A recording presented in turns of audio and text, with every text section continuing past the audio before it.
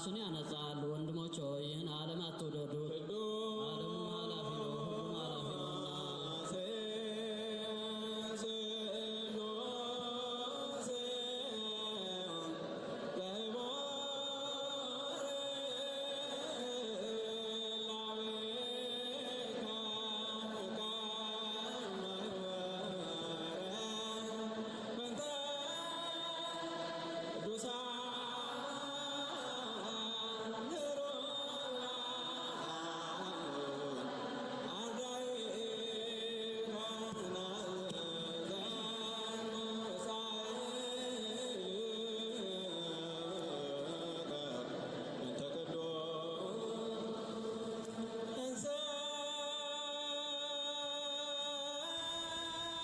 ታጥፋነ ሐሰለከ የገባኸውን ቃል ኪዳን ትተ ታጠፋት ዘንድ የላንተ አይስማማህም እያለን የእርሱን እውነተኛነት እየመሰከርን የምንጸልይበት የዋዜማ የምህላ ጸሎት አለ። በዚህ ጸሎት አባቶቻችን ከእሳት እንደወጡ እናውቃለንና ውሉደ ተክለ ሃይማኖት ሁሉ ይህንን ጸሎት እንጸልያለን። ሌሊትም ከሁሉ በላይ የምትሆን ኦርቶዶክሳዊት ተዋሕዶ ቤተክርስቲያን ውስጥ በአባ ጊዮርጊስ ሰዓታት ተዘከር በሚባለው ክፍል አቤቱ ክቡራን ለሚሆኑ ለአገልጋዮች የማልከውን መሐላ አስብ። ያውም በራስህ የማልካላቸው የሕይወትና የጽድቅ ተስፋን የነገርካቸው ለወላጆች ለአብርሃም፣ ለይስሐቅ፣ ለያዕቆብ የማልከው መሐላ ነው። በፊትህ ባለሟልነትን አግኝቶ ከእጆች ሕግን የተቀበለ በተአምራት ግብፃውያንን የተከራከረ አገልጋየ ሙሴ ለአምልኮት የቀናውን መቅናት አስብ። እንደ ልቡናዬ የታመነ ሰው ሆኖ አገልጋይ ዳዊትን አገኘሁት ብለህ አንተ ለአመሰገንኸው ለዳዊት በእውነት የማልከውን መሐላ አቤቱ አስብ። የባህርይ ሕይወት መንፈስ ቅዱስን በእነሱ አሳድረ ያንተን መወለድ እያስተማሩ አሰምተው የተናገሩ የወዳጆች የነቢያትን ቃል አቤቱ አስብ። ይህንን አስበ ወገኖችን ይቅር በላቸው፣ አክብራቸው እየተባለ ምሕረት የሚለመንበት ጸሎት አለ። ሰዓታት ዘአባ ጊዮርጊስ ላይ በእውነት ያለ ሐሰት በዚህች ቤተ ክርስቲያን መኖር መጽሐፍ ቅዱስን መስበክና መሰበክ ብቻ ሳይሆን መጽሐፍ ቅዱስን መብላትና መጠጣት፣ መጽሐፍ ቅዱስን ለብሶ መጽሐፍ ቅዱስን መኖር ነው።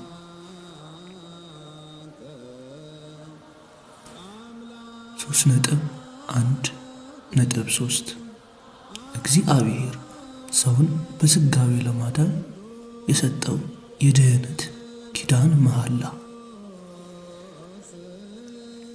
ለሰውስ ይሁን ለእግዚአብሔር መሐላ ይነገርለታልን ቢሉ አሁን እንዲህ የሚል ወዴት ይገኛል? እግዚአብሔር በእውነት ማለ አይጸጸትም እንዳለ ቅዱስ ዳዊት ይህን የመሰለው ብዙ ነው። መዝሙረ ዳዊት 109 ከቁጥር 4 ሰውስ ቃል ከገባ በኋላ ቀን ጥሎኝ ጠጅ አስክሮኝ ብሎ ቃሉን ያፈርሳል፣ ምሎ ይክዳል። ዘተናገረ በጽባህ እይደግም በሰርክ ማለዳ የተናገረውን ማታ አይደግምም እንዳለ ደራሲ። እግዚአብሔር ግን ተናግሮ የማያስቀር የነገሩትን አይረሳም፣ የለመኑትን አይነሳምና ለእርሱ ምን መሐላ ያስፈልገዋል ቢሉ እግዚአብሔርስ እንደ ሰው ጸጸት እንደሌለበት እንደ ሰው መሐላ የለበትም። ምን ነው ከላይ ለእግዚአብሔር መሐላ አለው አላልክምን ትሉኝ እንደሆነ አሁን ግን ለእግዚአብሔር መሐላ ተብሎ የተነገረው ሕያው ቃሉ ነው። ቃሉ በራሱ ቃል ኪዳን ነውና ያንን ሕያው ቃሉን ፍጥረት ይጠቀምበት ዘንድ በቀጠሮ በትንቢት በተስፋ እያደረገ ሲገልጠውና ሲያጸናው ማለ፣ ቃል ገባ ተብሎ ይነገርለታል። እግዚአብሔር ተቆጣ ባልን ጊዜ በፍትሐ ጽድቁ የኃይል ግብሩን መግለጡ ዋጋ መክፈሉን መግለጣችን እንጂ ለእግዚአብሔር ቁጣ ኑሮበት እንዳልሆነ እንዲሁ እግዚአብሔር ማለ ስንልም እንዲህ የነገሩን አይቀሬነት ማስረገጡን ፍጹም መታመኑን ሕያው ቃል መሆኑን ለመግለጥ የተነገረ ቃል እንጂ በእርሱ ዘንድ የግብር የለበትም።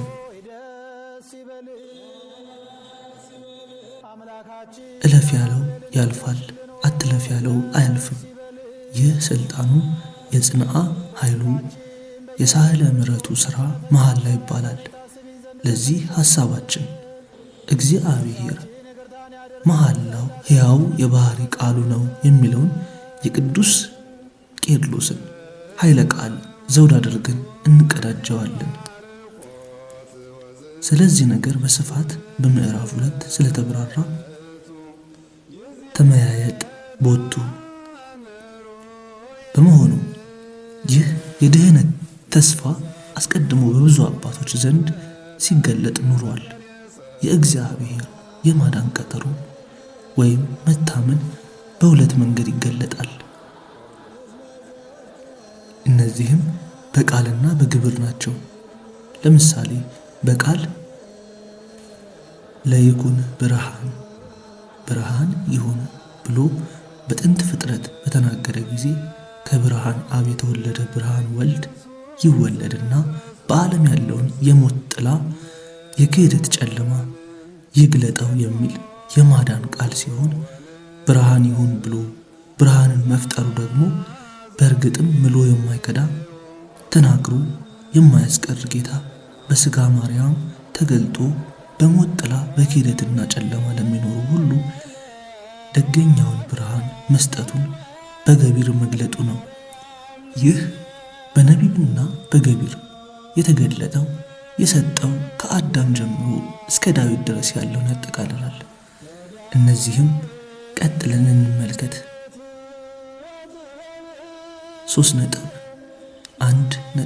3.1.3.1 ኪዳነ አዳም ወሔዋን ኤደኒክ ኮቨነንት።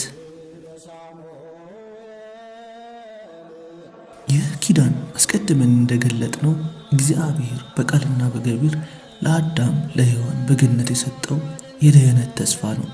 በገቢር አዳምን ከሕትምት ምድር በማስገኘት የሔዋንን ለአዳም ረዳትነት ከገቦ አዳም በመፍጠር በአርአያና በአምሳል በመፍጠር 40 እና 80 ቀን አቆይቶ ገነት በማስገባት በፍጥረት ሁሉ ላይ በማሰልጠን በገነት በማኖር የተደረገው ምስጢር ሁሉ ኋለኛው በዳግማዊ አዳም ክርስቶስ ከዳግሚት ሔዋን የሚመጣ የተሰጠ ኪዳን ነበር።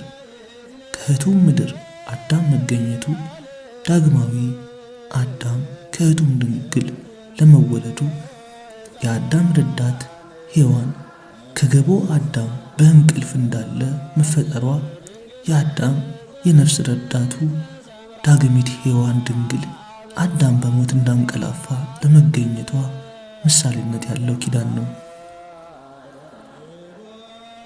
ቅዱስ ቴዎዶጦስ ዘእንቆራ ሃይማኖት አበው ክፍል 1 በ40 እና 80 ቀን ገነት መግባትም በኋላ በክርስቶስ ተጠምቀው አጸደ ወይኑ ለክርስቶስ ወደ ሆነች ቤተ ክርስቲያን ለምንገባ ውሉደ አዳም ወሔዋን የተሰጠ ቃል ኪዳን ነው። የሰማይ አዕዋፍን በምድር አራዊትን ምድርንም ሁሉ ግዙ ተብሎ የተሰጠው ሹመትም ወአልቦ ዘይሳነከሙ የሚሳናችሁ የለም ሲል መድኃኔ ዓለም የሰጠንን ኃይለ ሃይማኖት የሚያመለክት ኪዳን ነው። ዕፀ ሕይወት ባለባት ገነት ውስጥ ማኖሩ ዕፀ ሕይወት ክርስቶስ በሚመሰገንባት ቤተ ክርስቲያን ውስጥ እንዲያኖረን ቃል መግባቱ ነበር።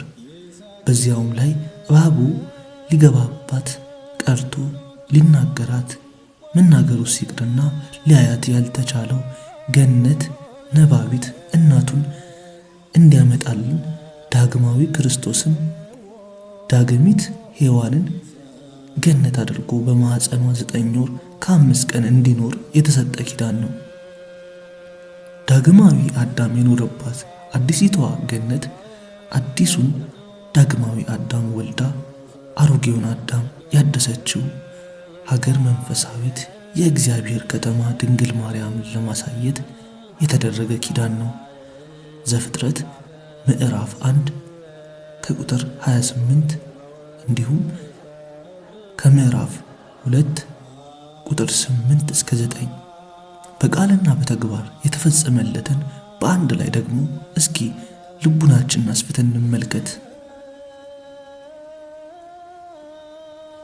ንግበር ሰብአ በአርአያነ ወበአምሳሊነ፣ ሰውን በአርአያችን በመልካችን እንፍጠር። ዘፍጥረት ምዕራፍ 1 ከቁጥር 26።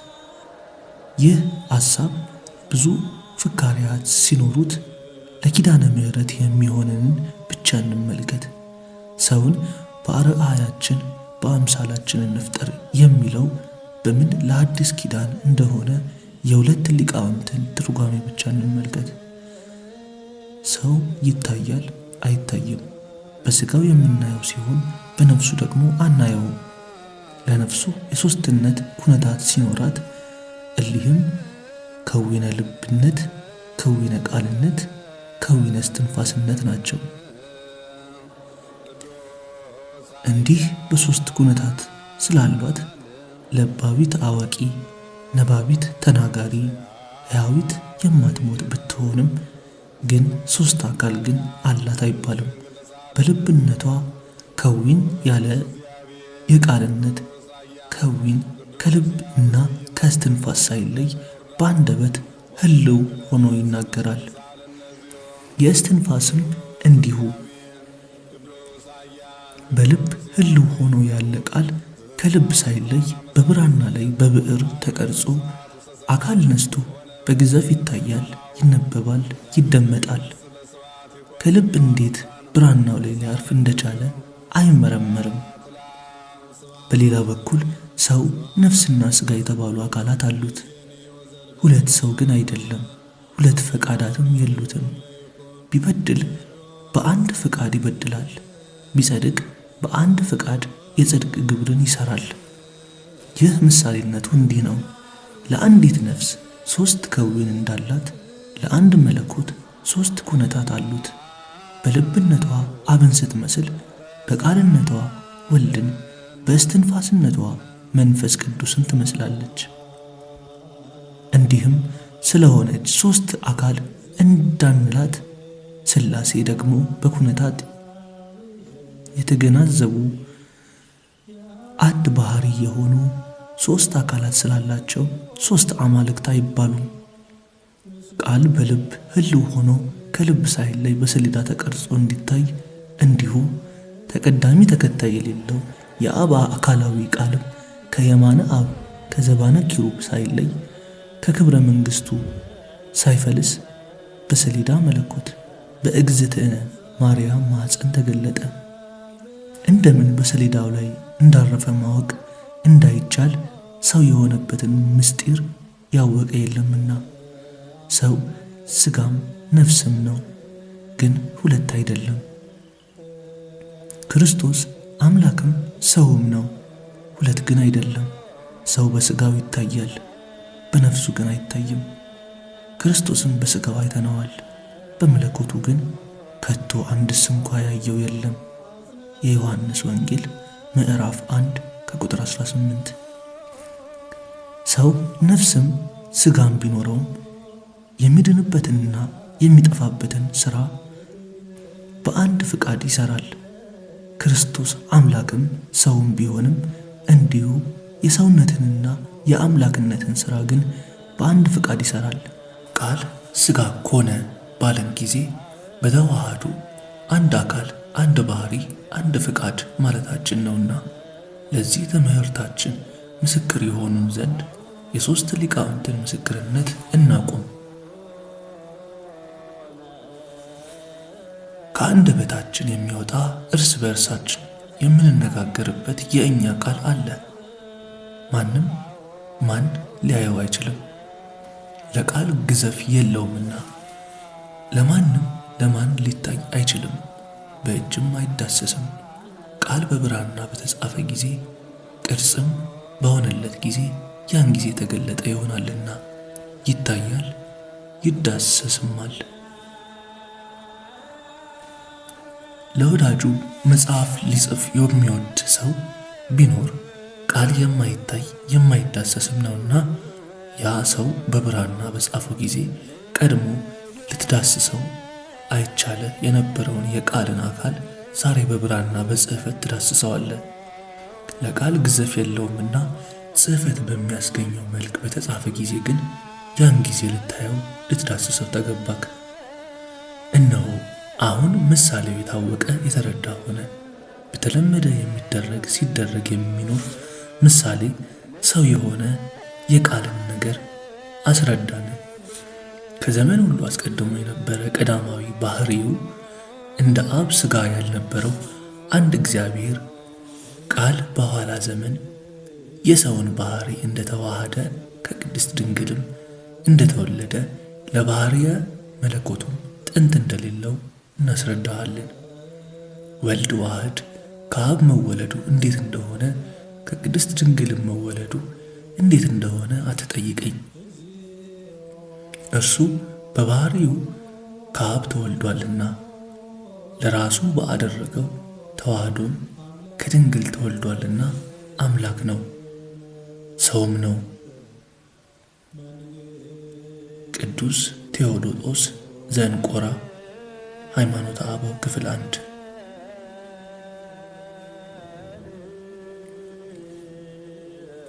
ወኢይትፈልጥ እምኔሁ አላ ውእቱ ውስተ ልቡ ወትረ ይትወለድ እምኔሁ ዘእንበለ ጽርሃት ወኢፈልጠት ወሶበ ይፈቅድ ይከስቶ ይሰርግዎ በልሳኑ ወያስተርኢ ለዘሰምአ ከማሁ ወልድ ዘሃሎ ዘለዓለም ዘውእቱ ቃለ እግዚአብሔር አብ ተወልደ እግዚአብሔር አብ ወትረ ዘእንበለ ጽርሃት ወኢፈልጠት ልደተ መለኮታዊ ወትረ ምስሌሁ ጽንዑ ውስቴቱ ወሶበ ፈቀደ ያስተርኢ ለሰብአ ሥጋውያን ተሰገወ ወአስተርአየ በሥጋ ከመ ያስተርኢ ቃል ወሶበ ይሴግው በውስተ ልሳን። ሰው ጽሕፈትን በጻፈ ጊዜ ያለ የሚጽፈው ቃል ከእርሱ ሁል ጊዜ ይወለዳል እንጂ ከልቡና መለየትና መታጣት እንደሌለበት በፈቀደም ጊዜ በአንደበቱ አስጊጦት እንደሚናገረው በተናገረው ጊዜም ለሚሰማው እንደሚታይ እንዲህ ማለቱ ሰው ሲሰማ የሰማውን ቢጽፈው ቃሉን ያየዋልና ነው።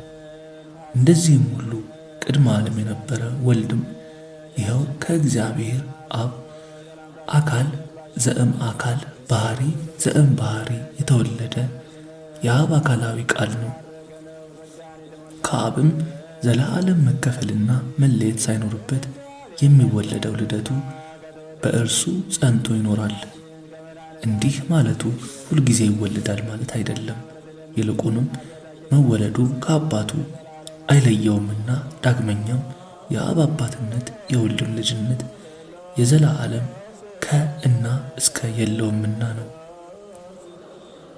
ለሰው ወገን ሲገለጥ ሊታይ ሊዳሰስ በወደደም ጊዜ ቃል በአንደበት እንዲገለጥ እርሱም እንዲሁ በሥጋ ተገለጠ። ሰው ከሆነም በኋላ ከአባቱ አልተለየም፣ ልደቱም አልተቋረጠም። ከአብ ዘለዓለም ይወለዳል እንጂ። ቅዱስ ሳዊሮስ ዘእስሙናይን ድርሳን ቀዳማይ። ቅዱስ ሳዊሮስ እግዚአብሔር ሰውን በአምሳላችን እንፍጠር ማለቱ ለአዲስ ኪዳን የምህረት ውል እንደሆነ በደህንፃ መንፈስ ተቃኝቶ እንዲህ ተረጉምልናል። ወዘሰ ዘይቤ ከመ እግዚአብሔር ፈጠሮ ለሰብአ በከመ አርአያሁ ለእግዚአብሔር ዝብሂል ከመ እግዚአብሔር አብ ፈጥሮ ለሰብአ ከመ በአርአያሁ ለእግዚአብሔር ወልዱ ዘእምኔሁ ያስተርኢ በሥጋ እስመ ሰብእ በሥጋው አርአያሁ ለወልድ ዘተሰገወ በከመ ዘይቤ ዝየ ወውእቱ በመንፈሱ አርአያሁ ለስሉስ ቅዱስ። እግዚአብሔር ሰውን በእግዚአብሔር አርአያ ፈጠረው ተብሎ ተጽፏል። ይህም ማለት እግዚአብሔር አብ ሰውን ከእርሱ ከሰው በኋላኛው ዘመን ሰው ይሆን ዘንድ ባለው በልጁ በእግዚአብሔር ወልድ አምሳል ፈጠረው ማለት ነው። ሰው በነፍሱ የስሉስ ቅዱስ አምሳል እንደሆነ ሁሉ ሰው በተዋህዶ ደግሞ የወልድ የሥጋዊው አምሳል ነውና። ቅዱስ ሳዊሮስ ዘእስሙናይን ድርሳን ተቀዳማይ የሚስጥር የተፈጸመባት እርሷ ስለሆነች በእውነት ድንግል ማርያም ኪዳነ ምሕረት መባል ለእርሷ ብቻ የተገባት ሆነ። አይቴ ሀሎከ አዳም አዳም ሆይ ወዴት ነህ? ዘፍጥረት ምዕራፍ 3 ከቁጥር 9። ለአዳም ከተሰጡት የድኅነት ኪዳን መካከል አንዱ ይህ ነው። በዚህ ቃል ውስጥ ብዙ ምስጢራት እንደ ክቡር ዕንቁ እያበሩ ይታዩናል። ይህ ክቡር ዕንቁም ክርስቶስ እንጂ ሌላ አይምሰልህ። እስኪ ሙሉ ንባቡን ከባለሟሉ ከነቢዩ እንስማው። እነርሱም ቀኑ በመሸ ጊዜ የእግዚአብሔርን አምላክ ድምፅ ከገነት ውስጥ ሲመላለስ ሰሙ። አዳምና ሚስቱም ከእግዚአብሔር ከአምላክ ፊት በገነት ዛፎች መካከል ተሸሸጉ። እግዚአብሔር አምላክም አዳምን ጠርቶ ወዴት ነህ አለው። ዘፍጥረት ምዕራፍ 3 ከቁጥር 19። በዚህ ላይ ነገራችን ይበልጥ ጎልቶ ይረዳን ዘንድ ጥያቄዎችን ማንሳታችን ተገቢ እንደሆነ ይረዳኛል። በመሸ ጊዜ ማለት ምንድን ነው? እግዚአብሔር እንደ ሰው ይመላለስበት ዘንድ ግዘፍ አካል አለውን? እግዚአብሔር ረቂቅ ከሆነስ የረቂቅ አካልን ነሶሳው ወይም መመላለስ ስጋዊ ሰው መስማት ይቻለዋልን? እግዚአብሔርስ ተሐውሶ መንቀሳቀስ አለበትን? እግዚአብሔርስ ለአዳም ለባዊት ነፍስ የሰጠው ሲሆን አዳም ያለበት ይሰወረዋልን? ካልተሰወረውስ ስለምን አዳም ወዴት ነህ ብሎ ይጠይቃል? የእነዚህ ጥያቄዎች መልስ ለጊዜው አባታችን አዳምንና እናታችን ሔዋንን ለንስሐ ለማስደፈር ተስፋ ለመቀጠል ቢሆንም ሙሉ መልሳቸው ግን የራሱ የእግዚአብሔር ሰው ሆኖ መገለጥ ነው። ትርጓሜው በእውነቱ ይህ ነው። በመሸ ጊዜ ፍና ሰርክ የዕለት ፍጻሜ እንደሆነ በዘመን ፍጻሜ ክርስቶስ በሥጋ እንደተገለጠ ይተረጎማል። ገላትያ ምዕራፍ 4 ከቁጥር 4።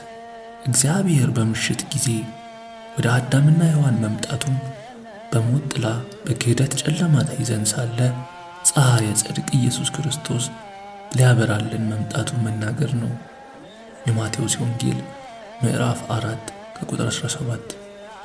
ብርሃን ዘበአማን ዘያበርሃ ለኩሉ ሰብእ ብርሃን ዘበአማን ዘያበርሃ ለኩሉ ሰብእ መጽአከ ውስተ ዓለም ለሰው ሁሉ ዕውቀትን የምትገልጥ ደገኛው ብርሃን ክርስቶስ የሰው ፍቅር አገብሮ ልትሞት ወደዚህ ዓለም መጣህን እንዳለ አፈ በረከት ቅዱስ ኤፍሬም እግዚአብሔር ሰውን ፍለጋ እንደ ግዙፍ አካል ተመላለሰ ተብሎ መነገሩን ረቂቅ መለኮትን ሰውን ሊያድን በግዙፍ ሥጋ መገለጡን ያጠይቃል። መመላለስ ተብሎ የተነገረው ለእግዚአብሔር የማይስማማው ሲሆን ሰውን ለመፈለግ ግን ተመላለሰ ተብሎ እንደተነገረለት በመለኮቱ ይህ ሁሉ የማይገባው ስግው ቃል ክርስቶስ ሰውን ያድን ዘንድ በሰው ሥጋ ተገልጧልና መጣ፣ ሄደ፣ ወረደ፣ ወጣ፣ ተመላለሰ፣ ታመመ፣ ሞተ ተብሎ ተነገረለት። በገነት መመላለሱ ሰውን ወዶ እንደሆነ እንዲሁ ክርስቶስ በዚህ ዓለም መመላለሱ ሰውን መውደዱ እንጂ ሌላ ምንድን ነው? ቅዱስ ኤፍሬም ይህን ነገር ጥያቄውን ከነመልሱ ይዘምረዋል። እንሶስወ ውስተ ዓለም፣ በዚህ ዓለም ሰው ሆኖ ተመላለሰ ይልና ለምን ብለን ብንጠይቀው ደግሞ እስመ መሐሪ ውእቱ ወመፍቅሬ ሰብእ፣ ቸርነቱ ሰውን ወዳጅ ነውና ብሎ ይመልስልናል። እግዚአብሔር አዳም እንዳይደነግጥ በገነት መካከል ድምፅ አሰማው። እንዲሁ በኋላኛው ዘመን ሰው እርሱን አይቶ መቆም አይችልምና በገነት ነባቢት በሥጋ ማርያም ተገልጦ እስመ መጽአ ወልደ እጓለ እመሕያው የሐስስ በተሃጉለ፣ የሰው ልጅ የጠፋውን ሊፈልግ መጥቷልና እያለ ወዴት አላችሁ ብሎ ፈለገን። ፈልጎም አልቀረ፣ ባገኘንም ጊዜ በትከሻው ተሸከመን። አዳምን በተስፋ በገነት ውስጥ ይፈልጉት ዘንድ የተመላለሱ እግሮች በዕለተ ዓርብ ተቸንክረው አዳምን ከነልጆቹ የሞትን ቀኖት ሰብረው ነፃ ወጡ። ሞትን መውጊያ ወዴት አለ ብለን እንድንንቀው በሞት ላይ ሥልጣንን አገኘን። ለአዳም ዕውቀትን የሰጠ እግዚአብሔር አዳም ሳይነግረው መበደሉን አውቆ ወዳለበት የመጣ ሲሆን ተስፋ ለመስጠት ወዴት አለ ብሎ ጠየቀው። በኋላኛው ዘመን ሁሉ በፊቱ እንደ ስጦ የተገለጠ ሲሆን ልትድን ተወዳለህን እያለ እየጠየቀ አልዓዛር ሞተ ብሎ ሳይነገረው ያወቀ ሲሆን የተቀበራችሁት እያለ አለማወቅ ይስማማው በነበረ በእኛው ሥጋ ተገልጦ መካሱን ያስረዳን ዘንድ እንዲህ አለ። በዚህች ኃይለ ቃሉ ውስጥ የልደትን የስብከቱንም የሞቱንም የትንሣኤውንም የተስፋ ኪዳን አስቀምጦ ነበር። ይህ ሁሉ እውን የሆነባት ጽላተ ኪዳን እመቤታችን ናትና እውነትም ኪዳነ ምሕረት ተባለች። ብላ በሃፈ ገጽከ በድካም ወጥተ ወርደ ብላ። አዳምንም አለው የሚስትህን ቃል ሰምተሃልና ከእርሱ እንዳትበላ ካዘዝሁ ዛፍም በልተሃልና ምድር ካንተ የተነሳ የተረገመች ትሁን። በሕይወት ዘመንህም ሁሉ በድካም ከእርሷ ትበላለህ። ዘፍጥረት ምዕራፍ 3 ከቁጥር 16። ሰውን እግዚአብሔር ከወደቀበት ፈልጎ የት ነህ ካለ በኋላ አሁንም የተስፋ ቃላትን ሰጥቶታል። እርግማንን ሲጀምር ምክንያተ ስህተት በሆነው ጀመረ። እንዲህም አለው በአንተና በሴቲቱ መካከል በዘርህና በዘሯ መካከል ጠላትነትን አደርጋለሁ። እርሱ ራስህን ይቀጠቅጣል፣ አንተም ሰኮናውን ትቀጠቅጣለህ። ዘፍጥረት ምዕራፍ 3 ከቁጥር 15። ይህ በእባቡ ላይ የወደቀበት እርግማን ለሰው ልጆች የምሕረት ኪዳን ነው። በእባቡ አንጻር አንተ የተባለው ሰይጣን ነው። የእባብ ራስ የተባለም ሥልጣነ አጋንንት ነው። ክርስቶስ ርዕሰ ሃይማኖት ጥንተ ኩሉ ሰናያት እንደሆነ ሰይጣንም ደግሞ ርዕሰ እኪት ንቅ ሐሰት ነውና የእባቡን ራስ የቀጠቀጠው የሴቲቱ ዘር ደግሞ ሰውን የፈጠረ ሲሆን ወልደ ዳዊት ወልድ አብርሃም ተብሎ ከሰው ዘር ገብቶ የተቆጠረው የድንግል ማርያም ልጅ ኢየሱስ ክርስቶስ ነው። ራሱን መቀጥቀጡን ሰይጣን ሰውን የሚጎዳበትን ኃጢአትና የሚገድልበትን ሞትን ክርስቶስ ከሥራቸው ነቅሎ አጥፍቷቸዋል። በእርግጥ የሴቲቱ የድንግል ልጅ ክርስቶስ ሰይጣን ባልጠረጠረው ባህሪ መጥቶ ድል ነስቶታልና ራሱም እንዲህ ሲል መስክሯል። መኑ ውእቱ ዝንቱ ሰብአ ለቢሶ ዘእም ስልጣነየ ሊተ ሞአኒ ሥጋን ተዋህዶ እኔን ከሥልጣን የሻረኝ ከማዕርጌ ያዋረደኝ ይህ ማን ነው? መጽሐፈ ኪዳን። ሰኮናው የተባለው በእርግጥም የጌታን እግሮች በችንካር አስቸንክሯልና ሔዋንንም በሕማም ለዲ በወለድኪ ይኩን ምግባእኪ ሀበ ምትኪ በሕማም በሥቃይ በምጥ በጭንቅ ውለጅ ከወለድሽ በኋላም ፍቃድሽ ወደ ባልሽ ይሁን የሚል ፍርድ ፈርዶባታል። ይህን ቃል ስናስተውለው ለጊዜው ለሠራችው በደል የሰጣት የፍትሕ ጽድቁ ቁንጥጫ ነው። ፍጻሜው ግን እርሱ እግዚአብሔር ኢይቀስፍ ወትረ ወኢትመአዕ ዘልፈ ሁልጊዜ አይገርፍም ዘወትርም አይቆጣም እንዳለ ይህ በሔዋን የተፈረደው ፍርድ ራሱ የምሕረት ኪዳን ነው። በሔዋን አንጻር የተጠቀሰች የክርስቶስ ሙሽራ የሆነችው ቤተ ክርስቲያን ናት።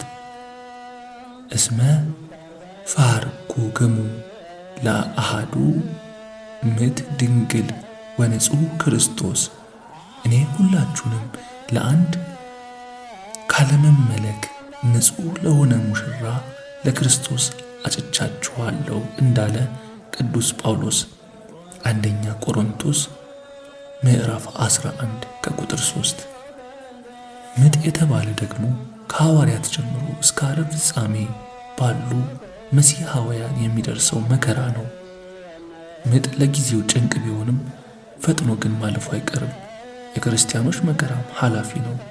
ምጡ ደስ የሚያሰኘው ማለፉ ብቻ አይደለም፣ አምሳለ እግዚአብሔር ልጅ በመገኘቱ ፍጹም ደስታ ስላለው ጭምር እንጂ። የዚህ ዓለም መከራም ስለሚያልፍ ብቻ የምንደሰት አይደለንም። ይልቁንም ክርስቶስን መስለን በዳግም ልደት መጠንና ወሰን በሌለው የፍስሐ ባህር ስንዋኝ የምንኖር መሆናችን ነው። ሴቲቱ ከምጥ በኋላ ፍቃዷ ወደ ባሏ እንደሆነ ሰማዕታትም መከራውን ተቀብለው ዓይናቸውን በፍላት ደረታቸውን በውጋት እጅ እግራቸውን በስለት ተቀጥተው አሁንም መልሰው አነ ክርስቲያናዊ እኔ ክርስቶሳዊ ነኝ ብለው በፈቃደ ክርስቶስ ይጸናሉ። በምጥ ከባሏ የምትለይ ሴት እንደሌለች ቤተ ክርስቲያንም የዚህ ዓለም ምጥ መከራ ከሙሽራዋ ከክርስቶስ አይለያትም። እንዲህም እያለች ትመሰክራለች፣ መኑ ያድገነ ፍቅሮ ለክርስቶስ ከክርስቶስ ፍቅር የሚለየን ማን ነው? ሮሜ ምዕራፍ 8 ከቁጥር 35። በኩረ ትንሣኤያችን መምህራችን ክርስቶስ እንዲህ ስል እንዳስተማረን ሴት በምትወልድበት ጊዜ ወራቷ ስለደረሰ ታዝናለች። ነገር ግን ሕፃን ከወለደች በኋላ ሰው በዓለም ተወልዷልና ስለ ደስታዋ መከራዋን ኋላ አታስበውም። እንግዲህ እናንተ ደግሞ አሁን ታዝናላችሁ፣ ነገር ግን እንደገና አያችኋለሁ፣ ልባችሁም ደስ ይለዋል፣ ደስታችሁንም የሚወስድባችሁ የለም። የዮሐንስ ወንጌል ምዕራፍ 16 ከቁጥር 20። ስለዚህ እግዚአብሔር ለሔዋን የሰጠው የምሕረት ኪዳን ለሐዋርያት ስትሰጥ ተመልከት።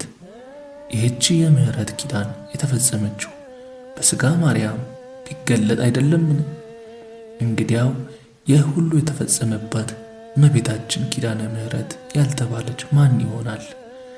ሔዋን የኪዳን ቀጠሮ ሲሰጣት፣ ዳግሚት ሔዋን ግን የዚህን ኪዳን ፍሬ ለእናቷ አፈራችላት። አዳምንስ ምን አለው? ብልዓ በአፈ ገጽከ የድካምህን ፍሬ ብላ። ይህ ምንድን ነው? ትንቢት ሁሉ ለክርስቶስ ነውና አዳምን ምድር እሾህ ታብቅልብህ ያለው በሰውነት ፍትወታት እኩያት ይሰልጥንብህ ሲለው ነው።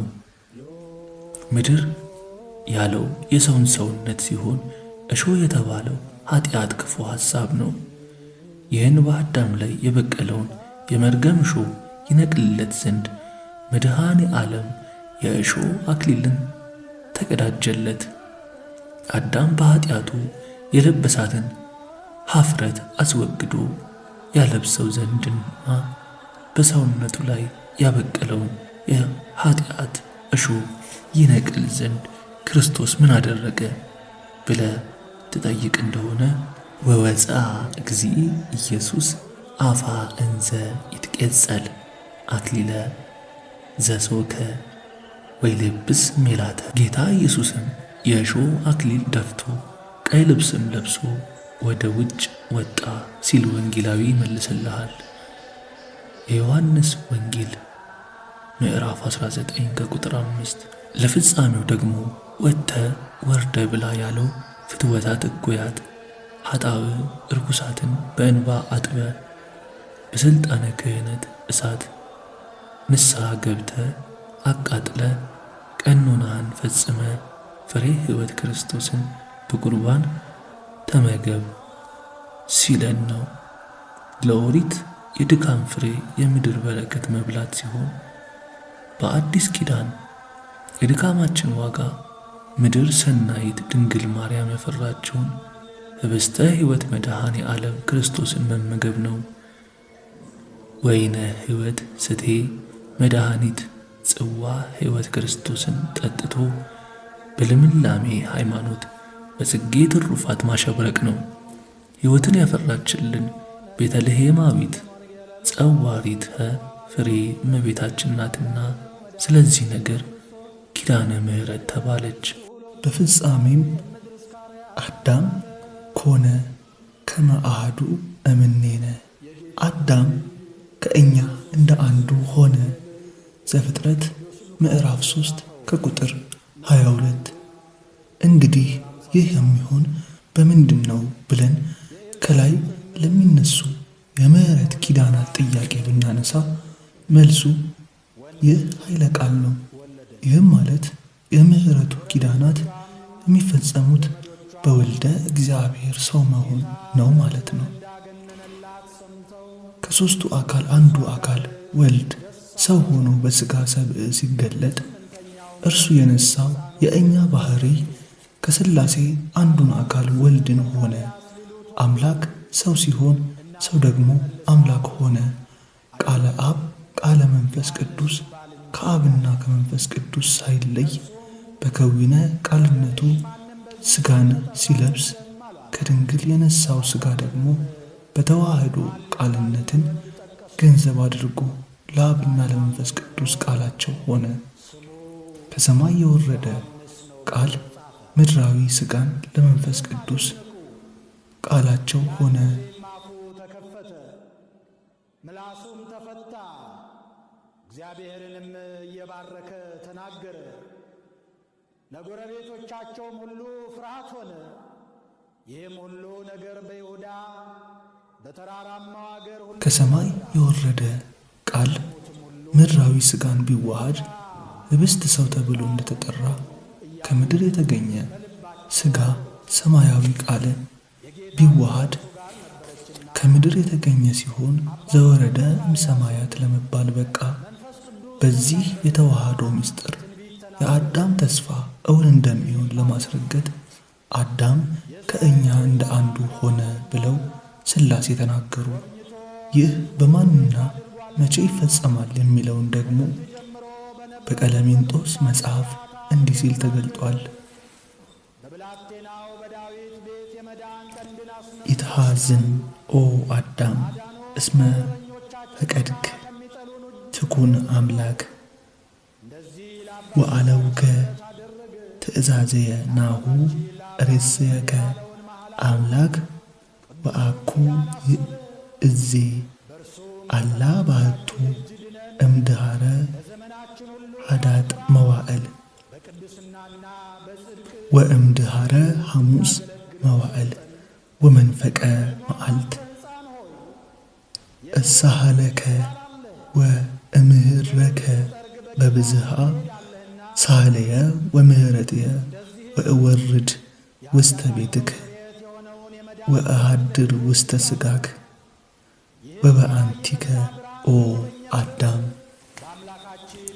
አዳም ሆይ አምላክ ትሆን ዘንድ ሽተ ትእዛዜን አፍርሰሃልና አትዘን፣ እነሆ አምላክ አደርግሃለሁ።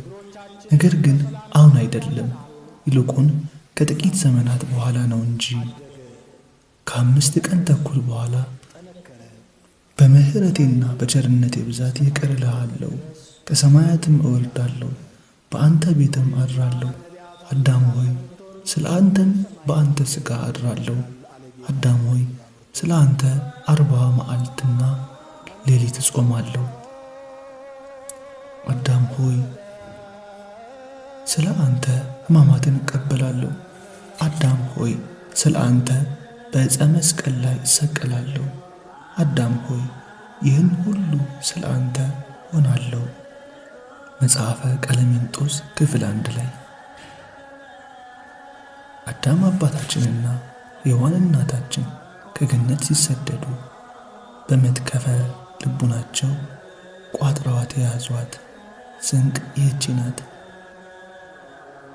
በአንተ ሥጋ አድራለሁ የምትለው ማለት ናት። ስለዚህም ድንግል ማርያም እግዚአብሔር አዳምን ያድን ዘንድ በአዳም ሥጋ የተገለጠባት የአዳም ልጅ ናትና የአዳም ተስፋው መባል ለእርሷ ተገባት። ቅዱስ አባ ሕርያቆስ አንቲ ውእቱ ተስፋሁ ለአዳም አመ ይሰደድ እምገነት፣ ከገነት በተሰደደ ጊዜ የአዳም ተስፋው አንቺ ነሽ ማለቱም ስለዚህ ነው።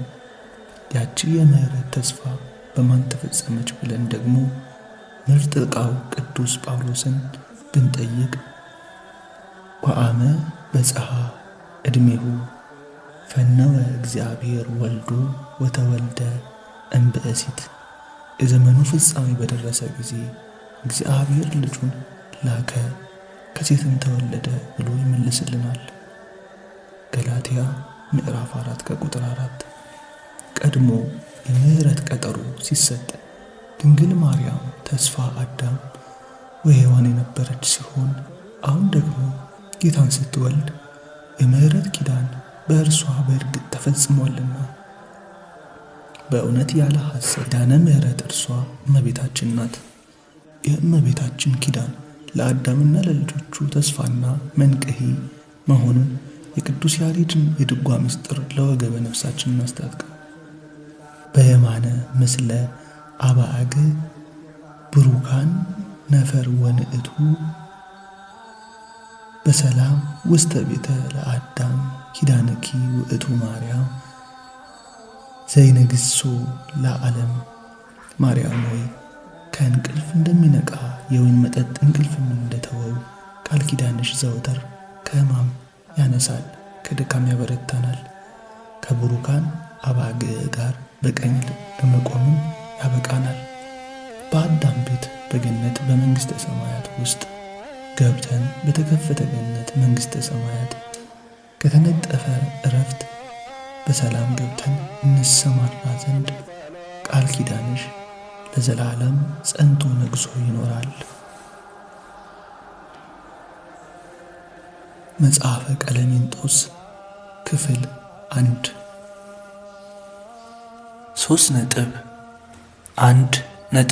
3.1.3.2 ኪዳነ ኖህ ኖሂክ ኮቨነንት። ቀደም ብለን እንዳደረግነው የኖህን ሙሉ ነገር በዚህ አርዕስት ስር ተንትነን መፈጸም አይቻለንም፣ ነገር ይረዝማልና። የምናየው ለኪዳነ ምሕረት የሚሆነንን ክፍል ጉዳይ ብቻ ነው። ኖህ የአዳም 10ኛ ትውልድ ሲሆን የላሜህ ልጅ ነው። ዘፍጥረት ምዕራፍ 5 ከቁጥር 29። ስሙንም ያወጣለት አባቱ ሲሆን ትርጓሜውም ዕረፍት ማለት ነው። የዚህን ምክንያት ከአባቱ ብንሰማ ይሻለናል። ስሙንም እግዚአብሔር በረገማት ምድር ከተግባራችንና ከእጅ ሥራችን ይህ ያሳርፈናል ሲል ኖህ ብሎ ጠራው። ዘፍጥረት ምዕራፍ 5 ከቁጥር 29። ኖህ ምን አይነት ሰው ነበር የሚለውን ደግሞ የነገረ ክርስቶስ ባዕለ ጸጋ ቅዱስ ቄርሎስ ይንገረን።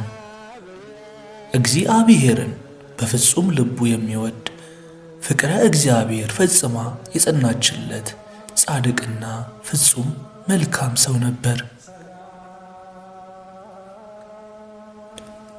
ድጓ ዘቅዱስ ያሬድ ዘየካቲት ኪዳነ ምሕረት።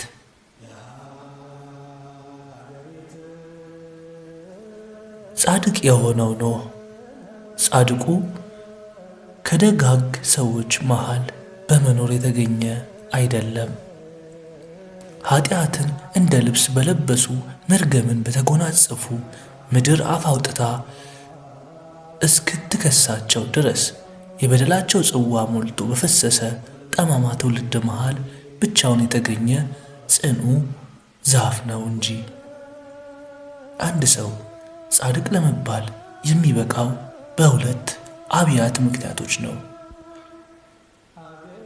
የመጀመሪያው በቀናች በጸናች ሃይማኖት ማለትም በሚከተለው ሃይማኖት እውነተኛነትና ያንን በፍጹም ልቡ ማመኑ ነው።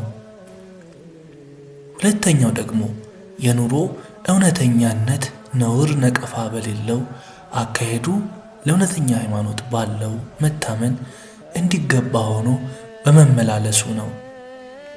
አባታችን ኖህ በሁሉም መንገድ እንደሚገባ አካሄዱን ያሳመረ ደግነት ከሃይማኖት አስተባብሮ አስተካክሎ የተገኘ ነበርና ጻድቅ ሰው ተባለ። በጠማማ ሕዝብ መሃል ለእግዚአብሔር ታምኖ በመገኘቱ እግዚአብሔርም ከእነርሱ መሃል ለይቶ አዳነው። የሚድንበትን መርከብ እንዲሠራ አዘዘው። መርከቡንም ሠራ። እግዚአብሔርም የጥፋት ውሃውን ባፈሰሰው ጊዜ ኖህ በመርከቢቱ እንዲንሳፈፍ አድርጎ ከመከራው ሰወረው። በዳነም ጊዜ 3 ልጆቹን ከነሚስቶቻቸው ይዞ እንዲገባ አደረገው። የ3 ልጆቹም ስም ሴም፣ ካምና ያፌት ነበር። ኖህ ከእነ ልጆቹ ብቻ ሳይሆን እንስሳት አራዊትንም ይዞ በመርከቢቱ ገብቶ እንዲድን አድርጓል። እኩያኑ ጠፍተው የንፍር ውሃውን መጉደል በጀመረ ጊዜ ኖህ ርግብን ልኮ የሰላም ምልክት ለምለም የወይራ ዝንጣፊ ይዛለት ደረሰች። ከመርከብም በወጣ ጊዜ እግዚአብሔር ዘር እንዲዘራ ልጆቹም ከየሚስቶቻቸው ጋር አንድ እንዲሆኑ በዝተው ተባዝተው ምድርን እንዲሞላ ታዘዘው። ይህን ጊዜ አባታችን ኖህ ጌታዬ፣ የእኔ ልጆች በዝናብ አብቅለ በፀሐይ አብስለ የሰጣሃቸውን ተመግበው መበደላቸውን ላይተዉ አንተም እንዲህ ባለ የመዓት ውሃ መቅሰፍን ላትተው ከመርከብ መውጣታችን ዘር መዝራታችን ምን ያደርግልናል አለ። ቅዱሳን የሚሰጉት ከእግዚአብሔር ጋር በሚያጣላቸው ነገር እንጂ በሌላ አይደለምና። በዚህ ጊዜ ዘልማዱ ሂሩት እግዚአብሔር እስከ ወዲያኛው ዓለም የሚረባ የሚጠቅም የምህረት ኪዳን ገባለት እንዲህ ሲል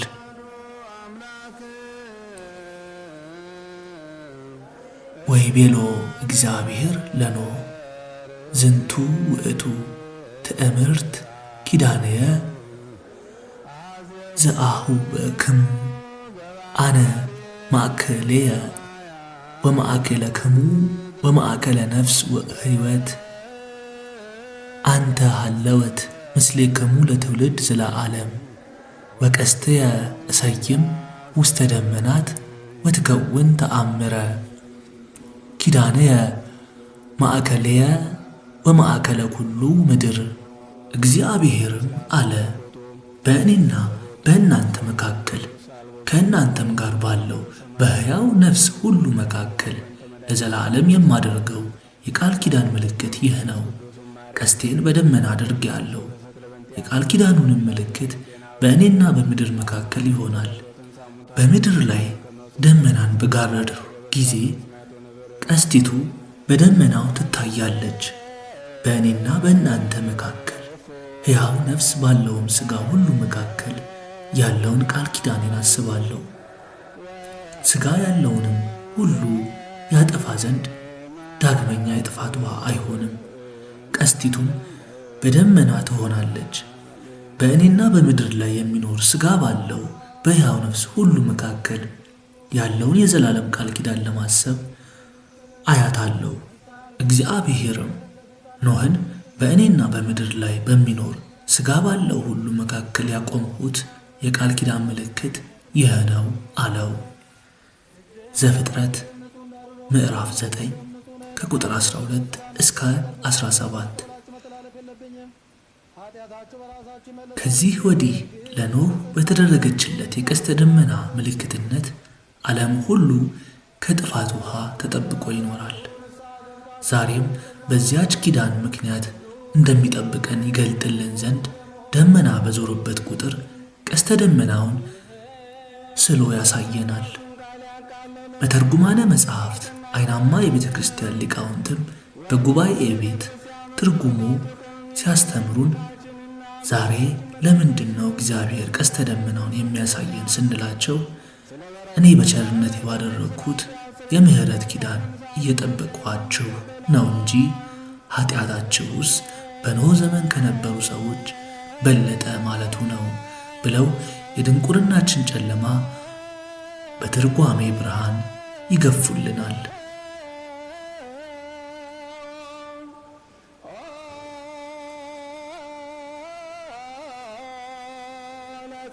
አበው ደቀ መዛሙርታቸውን ከምስጢር ወደ ምስጢር ልዕልና በትርጓሜ መሰላል ሊያሳርጉ ሲያሻቸው በተለይ ትንቢትን ይዘው ከክርስቶስ መድረስ ሲሹ እንዲህ ይላሉ። ትንቢቱ እግዚአብሔር ባወቀ ተነግሯል፣ ምሳሌውም እርሱ ባወቀ አስመስሎታል። ምስጢሩ እንደ ምንድን ነው ቢሉ ይሉና የኃይለ ቃሉን ደመና ሰንጥቀው የምስጢር መብረቅ ያበራሉ። ያ መብረቅስ ማን ነው? መብረቀ ስብሐት ክርስቶስ ነው እንጂ። እኛም እንዲህ እንበል፣ ትንቢታዊ ኪዳን ለኖኅ ተሰጠ፣ ምሳሌያዊ ኪዳንም ተመስሎ በቀጠሮነት ተቀጠረ። ምስጢሩ እንደ ምንድን ነው ቢሉ ይህ በኖኅ በልደቱ ጊዜ የተደረገው ብሩህ እና ድንቅ ተስፋ ከዘመናት በኋላ የሚመጣውን ነገር አስቀድሞ የሚሰብክ ነበር ሲል ቅዱስ ቄርሎስ ይመልስልናል። ኮመንተሪ ኦን ጄኔሲስ ቡክ 2 ፔጅ 82።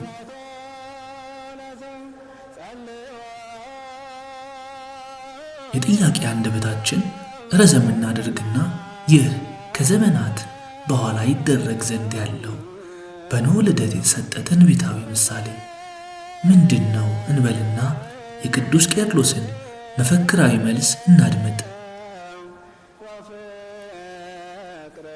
ስለዚህ አሁን ከሁሉ በላይ የሚሆን በውስጡ ተሰውሮ ያለውን መንፈሳዊ ምስጢር እንሻገር። አዲሱን ኖኅ ክርስቶስን ወደ መግለጥና ጥበብንና ምስጢርን የተመላ በኖኅ መርከብ የተመሰለ በክርስቶስ ይመጣ ዘንድ ያለውን የድኅነት ምስጢር ገልጠን እናይ ዘንድ እንፋጠን።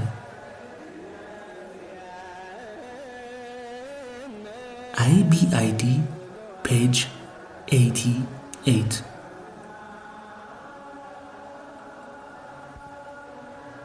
ኖኅ ይመጣ ዘንድ ያለው የክርስቶስን ምስጢር የያዘ እንደሆነ ከተረዳን አሁን ደግሞ እንዴት እንደሆነ ትርጓሜውን እንመልከት።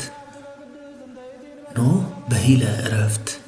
ኖኅ ማለት ዕረፍት ማለት ነው። መጽሐፈ ሳሙኤል ወዕዝራ የብራና ግዕዝ ዘር መቅድም።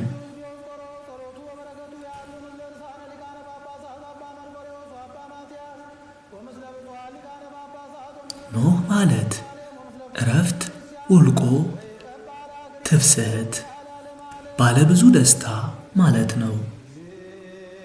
የደብረ ሃይማኖት መካነ ኢየሱስ ትርጓሜ ቤት ቅዳሴ ማርያም ትርጓሜ አብነት ቅዱስ ቄርሎስም when we translated in our language means rest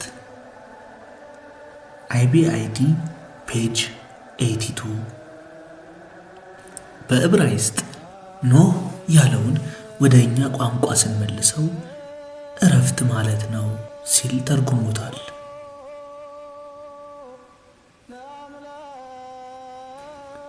ኖህ የተባለበትን አባቱ ሲነግረን ከላይ እንዳየነው ስሙን እግዚአብሔር በረገማት ምድር ከተግባራችንና ከእጅ ሥራችን ይህ ያሳርፈናል ሲል ኖህ ብሎ ጠራው ይለናል ቅዱስ መጽሐፍ።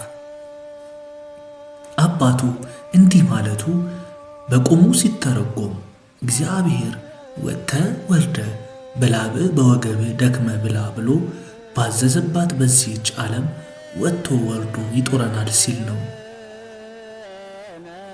ወድቆ ይነሷል፣ በእጅ ቆይቶ ይከብሯል፣ በልጅ እንዳለው ያለ ነው። ለሁለተኛው ምስጢሩ ግን እግዚአብሔር በረገማት ምድር ማለት መባሉ በንፍር ውሃ ጥፊ ብሎ በረገማት ምድር ማለት ሲሆን ከተግባራችንና ከእጅ ሥራችን ማለትም በልባችን ተተንኩለን በአንደበታችን ሸንግለን በግብር በድለን ካመጣነው መቅሰፍት ተብሎ ይተረጎማል። ያሳርፈናልና ስሙ ኖህ እረፍት ይባል። ማለትም በጽድቁ አካሄዱን ከአምላኩ ጋር አድርጎ በመርከብ ዘር ያተርፋል ሲል ነው። ለፍጻሜው ግን እግዚአብሔር በረገማት ምድር ማለት እግዚአብሔር መርገምን ባሳረፈባት በሔዋን በኩል የመጣ መርገም ነው። ከተግባራችንና ከእጅ ሥራችን ያለውም በዲያብሎስ ሽንገላ በእባቡ መላ ልቡናችን ተታሎ በለስ ቆርጠን በልተን ያመጣነው ፍዳ መርገም ነው።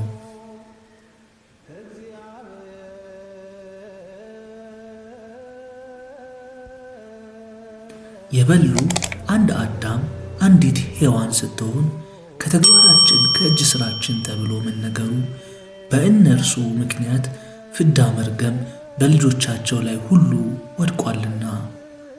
አንዲት ጨንገር ከአንድ ዛፍ ተቆርጣ ብዙ ከብት እንዲነዳባት በአንድ አባታችን በአዳም በአንድ እናታችን በሔዋን የወደቀ መርገም ፍዳ ሁላችን እረኛ እንደሌለው በግ በትኖን ነበርና። ወሰውበ ኩነኔ ኃጢአት እምላዕለ አሃዱ ብእሲ ወኢላ ኩሉ ተቀስፈ ባቲ። የኃጢአት በትር ወይም ፍርድ ከአንድ ሰው ተገኝታ ሁሉ በእርሷ ተገረፈባት፣ በሁሉ ተፈረደበት እንዳለው ምርጥ ዕቃው ቅዱስ ጳውሎስ በሮሜ ምዕራፍ 5 ከቁጥር 16 ላይ። በዚያውም ላይ ባህሪያችን ከመጎስቀሉ የተነሳ ልጅነታችን ክሂል አንሷታልና እየተናደድን ምልአተ ኃጢአትን ሰርተን ሁላችንም በሁለት ወገን በደለኞች ነበርንና ከዚህ ሁሉ ያሳርፈናልና ስሙ ኖህ ወይም እረፍት ይባል የተባለለት ማን ነው? መርገም ከወደቀባት ዓለም ውስጥ መርገም ያልወደቀባትን ቡርክት እናቱን ከመርገም ጠብቆ ሕዋሳቷን ንጹሕ ሆኖ ቢያገኘው ከእርሷ ሥጋን ተዋህዶ በመልዕልተ መስቀል ተሰቅሎ ቅዱስ ሥጋውን ቆርሶ ክቡር ደሙን አፍስሶ በወርቀ ደሙ የዋጀን ቡሩክ መድኃኔ ዓለም ክርስቶስ ነዋ። ሌላ ማን ይሆናል ብለህ ነው? ቀድሞ ከፍዳ ከመርገም ያሳረፈን ከሲኦል ያወጣን አሁን ተገልጦ ከሚመጣ ጠላት ከቀን ወራሪ ከሌሊት ሰባሪ ተሰውረው መክረው ተሰውረው የበግ ለምድ ለብሰው ከሚመጡ ጠላቶቻችን ተኩላዎች ከመናፍቃን ከአጋንንት የሚጠብቀን እረፍተ ሥጋ እረፍተ ነፍሳችን ሰላማችን ከባዘንበት የሰበሰበን መልካም እረኛችን ክርስቶስ ነው።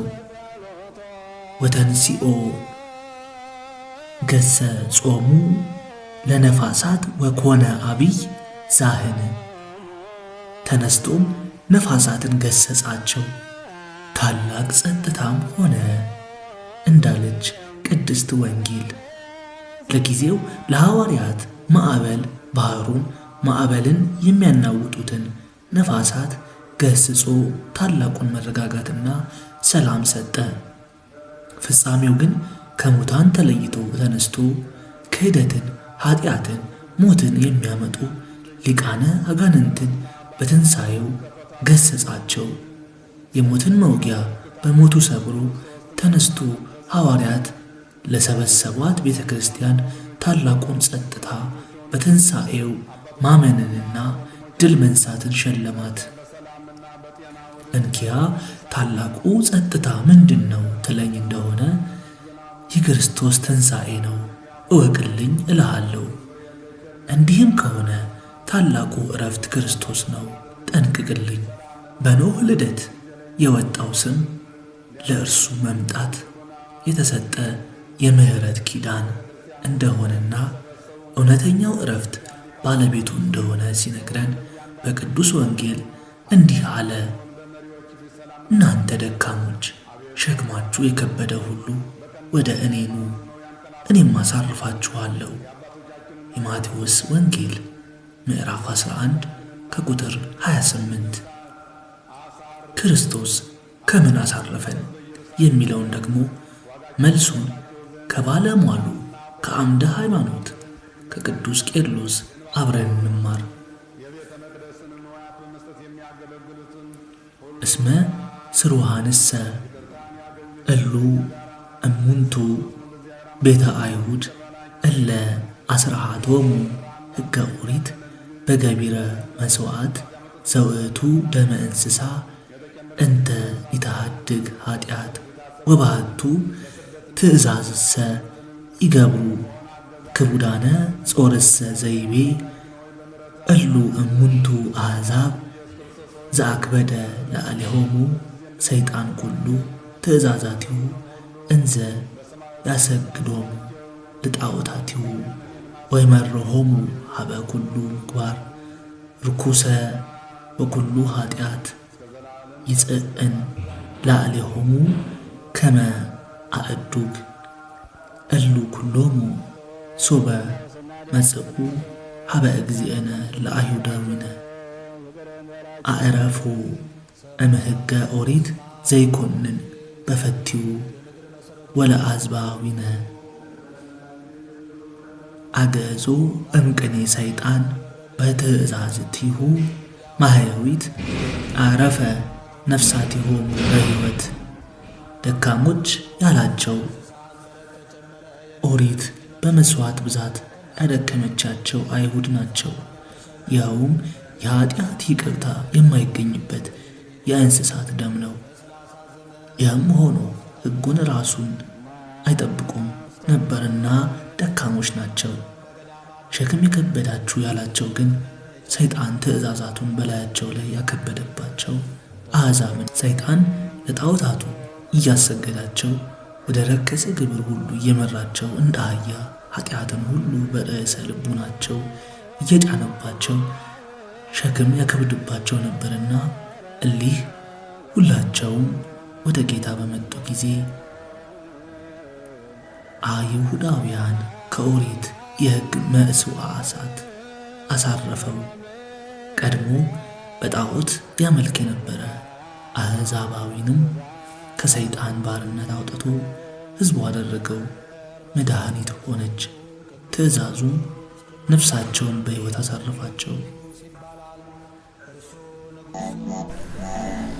የዛሬው አሐቲ ድንግል ትረካ ይህን ይመስል ነበር። እስከ ፍጻሜ ድረስ አብራችሁን ስለቆያችሁ እናመሰግናለን። ይህ ሥራ ለብዙዎች ይዳረስ ዘንድ ላይክ እና ሰብስክራይብ ያደረጋችሁ ከጎናችን ሁኑ። እናመሰግናለን። ወስብሐት ለእግዚአብሔር ወለወላዲቱ ድንግል ወለመስቀሉ ክቡር። ይቆየን። በቀጣይ ክፍል እስከምንገናኝ ቸር ይግጠመን።